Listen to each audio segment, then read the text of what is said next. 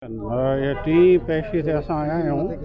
आयो साहब खे 3 दफ़ा नोटिस थिया आहिनि, समन थियो आहे, पर आयो साहब मां सम्झां थो त उनखे फुर्सत कोन्हे जो कोर्ट अचनि या उनखे चयो वियो आहे त पेश न थियो त जीअं ई लिंगर ऑन थिए केस। असां 4 ज़िला टपी अचूं था, पर आयो साहब हितां वेझे बाडा मां ॾोकरी मां कोन थो अची सघे।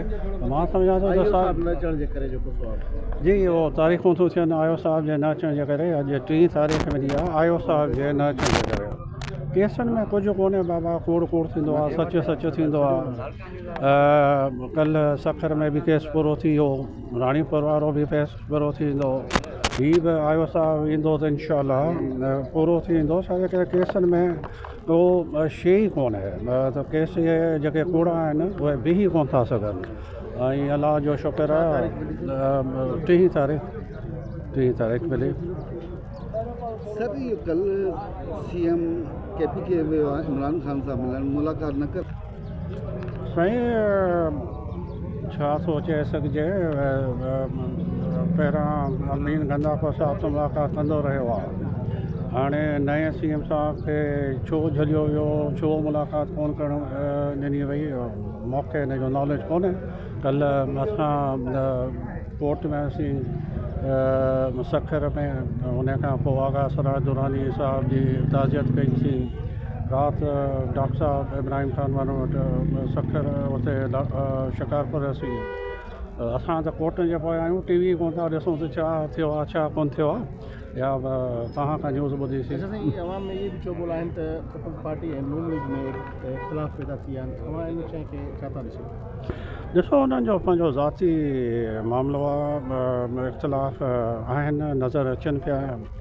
ऐं मरियम नवाज़ साहब जा जेके बयान ऐं हिननि जा जेके बयान आहिनि इतिहादी आहिनि, पाण में निबरो करे वठंदा मां सम्झां थो।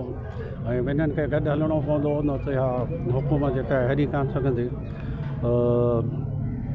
इशूज़ ते इख़्तिलाफ़ात थी बि वेंदा आहिनि इतिहादियत में। सर आगा साहिब दुरानी हालांकि तयारी कारकुन हुयो ऐं आगा साहिब दुरानी साहब स्पीकर आगा साहब वारा पुराणा ख़ानदानी माण्हू, ऐं असांजो तालुक़ ख़ानदानी रहियो। आगा बदरुद्दीन साहब जेको पार्टीशन खां अॻु में स्पीकर रहियो, तॾहिं मुंहिंजो ॾाढो मेंबर हो उन असेंबली जो। वरी आगा सदुद्दीन साहब स्पीकर रहियो त वाले साहब चीफ मिनिस्टर सां गॾु रहिया। मां 88 वारी असेंबली में आगा साहब सां गॾु रहियुसि, सराज साहब सां। त ख़ानदानी तालुकात आहे, ॾाढो अफ़सोस थियो। असांजो पुराणो दोस्त हो। मां हमेशह चवंदो आहियां त सियासत पंहिंजी जॻह ते, तालुकात पंहिंजी जॻह ते। असां कॾहिं बि पाकिस्तान में रेफ्यूजी थी रहिया, ऐं असां पाकिस्तान उन्हनि खे हर सहूलियत ॾिनी। मुसलमान भाउ जी हैसियत में उहे हिते रहिया, उहे वेलकम हुआ।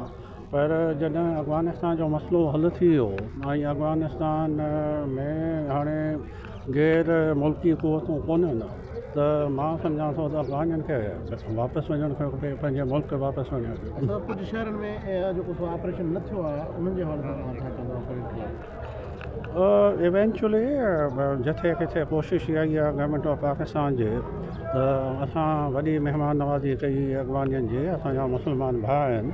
पर जॾहिं हालात उते सही आहे न, मां बि जलावत हुअसि 3 साल 83 खां 86 ताईं MRD मूवमेंट में। पर जॾहिं हालात सही थिया, माशाअल्लाह जेका पूरी थी, त मां मोटी आयुसि। हाणे मुंहिंजो पुटु जलावतन आहे, हुनजे मर्डर केस आहे। हुन ज़माने में मुंहिंजे ख़िलाफ़ु 7 मर्डर केस आहे, हुनजे ख़िलाफ़ु हिकिड़ो मर्डर केस करे छॾियो, त उहो वेठो आहे। हालात सही थींदा त मोटी ईंदासीं, त हर को वेंदो आहे हालात जे हिसाब सां, पर हालात बहितर थींदा पंहिंजे मुल्क वञिणो पवंदो आहे वापसि। कीअं ॾिसो था पाकिस्तान जो?